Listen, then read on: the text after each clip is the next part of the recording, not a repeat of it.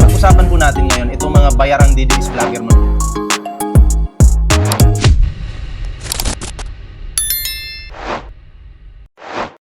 Nakakapagod daw para sa taong bayan ang impeachment case ayon po kay VP Sara Duterte. Ngayong Pasko naman, hiningan ng Christmas message si VP Sara para kay Pangulong Bongbong Marcos. Kaniya sa frontline sa balita, si Bill Montalvo ng News. Ito na naman. May banat siya kay PBBM. Paskong Pasko, may banat. Di ba? Paskong Pasko, paninira pa rin yung alam. Paskong Pasko, inggit pa rin yung nararamdaman ni Sara Duterte. Paskong Pasko, naiinggit ka, Sara, wag naman ganun. Magtira ka naman ng katinuan sa sarili mo.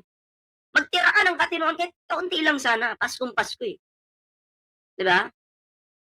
Tapos pagod na daw yung taong bayan sa impeachment na yan. Ikaw lang yung pagod. Stress ka pa. Kami hindi. Taong bayan kami. Hindi kami pagod. Hindi kami pagod. Magtrabaho ka. Huwag kang tatamad-tamad. Alam niyo sino yun? Hindi kami pagod. Hindi kami patulog-tulog. Magtrabaho ka. Huwag kang tatamad-tamad. Sino yun? Si Kangkong Chips. Kangkong Chips. Yung may-ari ng Kangkong Chips, huwag ka daw tatamad-tamad kasi. Magtrabaho ka. Diba? 5 Mindanao. Ang sinasabi ko, wala akong i-confirm at i-deny. Ganyan ang tugon ni Vice President Sara Duterte sa pahayag ni DILG Secretary John Vic Rimulya na si dating Negros Oriental Congressman Arnie Teves ang dinalaw ng bisis sa Camp Bagong Diwa at Anong sabi dito? Anong sabi? Sara Duterte sa pahayag ni DILG Secretary John Vic Rimulya na si dating Negros Oriental Congressman Arnie Teves ang dinalaw ng bisis sa Camp Bagong Diwa at hindi ang kanyang umano'y bagman at dating aide na si Ramil Madriaga. Diba? Sabi ni Rimulya, di ko rin maintindihan to si Rimulya, no? John Vic, sabi si, ano daw yung dinalaw? Teves daw. Ako, para sa akin, sabi ko nga mga pre, pwedeng dalawa po yung dinalaw niya. Si Teves, at itong si bagman niya. Diba?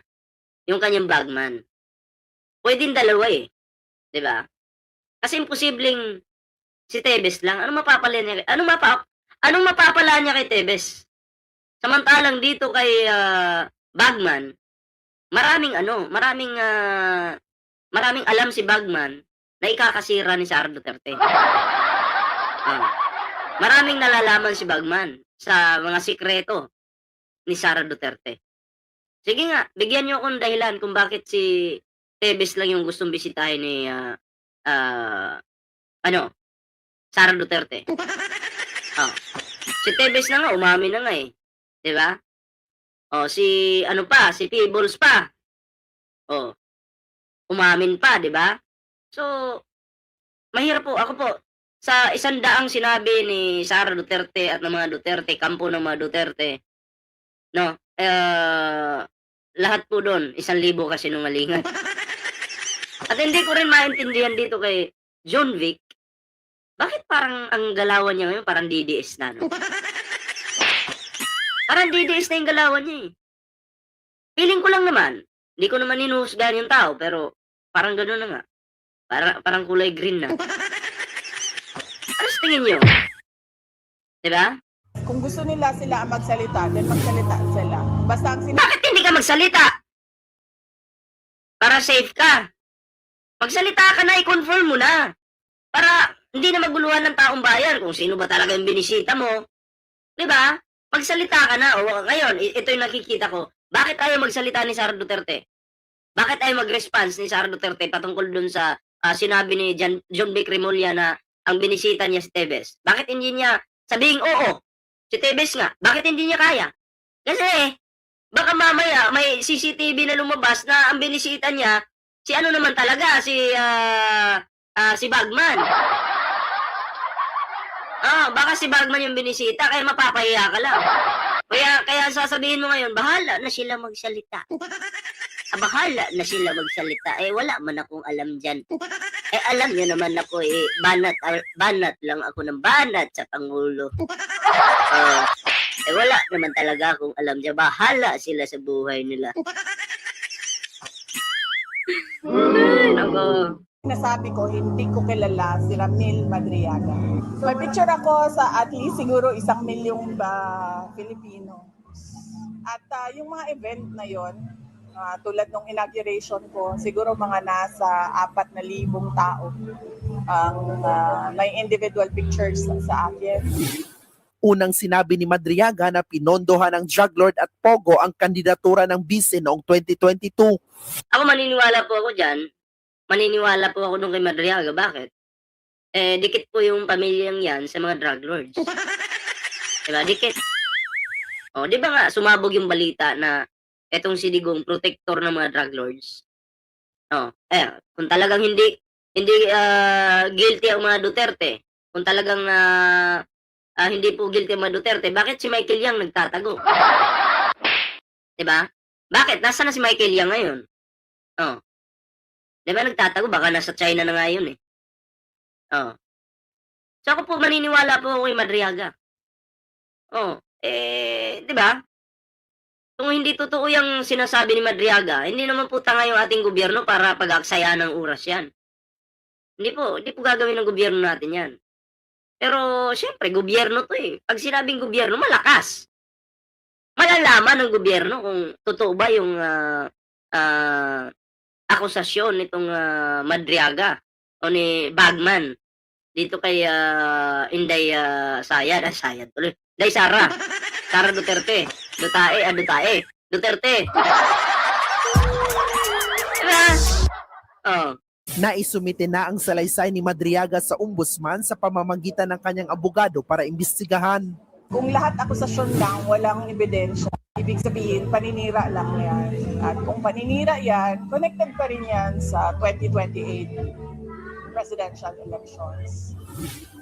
Tungkol naman sa posibleng impeachment complaint laban sa bise sa susunod na taon, ito lang ang kanyang masasabi. Nakakapagod na siya para sa taong bayan, yung impeachment na yan. Dahil lunok-laway muna.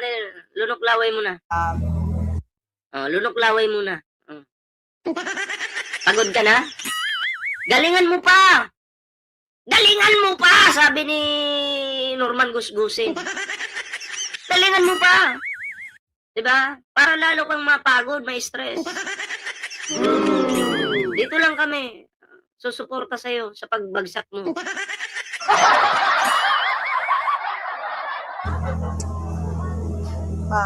Nakikita naman natin na wala talagang ebidensya yung kanilang mga reklamo. Totally for threats and harassment lang. Yun, nasagot na natin kanina yun. Move tayo dito. Ngayong araw ng Pasko, natanong naman ang bise sa mensahe niya kay Pangulong Bongbong Marcos. Bakit? Magbabago ba yung ugali niya kung Christmas o hindi? Hindi naman magbabago. And Bakit dilat yung mata mo? Sabi nila, pag dilat daw yung mata, bangag. Totoo ba yun? Pag dilat daw yung mata, bangag. Ano sa tingin nyo? Bakit dilat yung mata mo? Tingnan natin. Sige, hayaan na natin yung dilat-dilat na yan. Focus tayo sa sinasabi ni Sara Duterte. the same vein, magbabago ba yung ugali ko kung Christmas o hindi? Ay, hindi talaga. Kami, okay na kahit hindi na magbago yung ugali ni PBBM. Kasi bakit? Mabait yung Pangulo eh. Matulungin, maka-Pilipino. Diba? Kahit hindi na magbago yan, mabait na yan. Kahit yan na yung ugali niya, okay na yan. Hindi na namin kailangan baguhin pa yung ugali ni PBBM. Pero ikaw, dapat baguhin mo yung ugali mo. Ugaling kanal ka. Magbago ka para magustuhan ka ng tao, para mahalin ka ng tao. Pero paano kang mamahalin kung bastos ka? Diba? Hindi ka dapat respetuhin eh. Sa totoo lang. So kung ayaw ko siya batiin kahapon na hindi Christmas, ayaw ko siya batiin ngayon na Pasko. Ganun kasi ako na tao. Ayaw ko batiin ng mga ayaw ko batiin.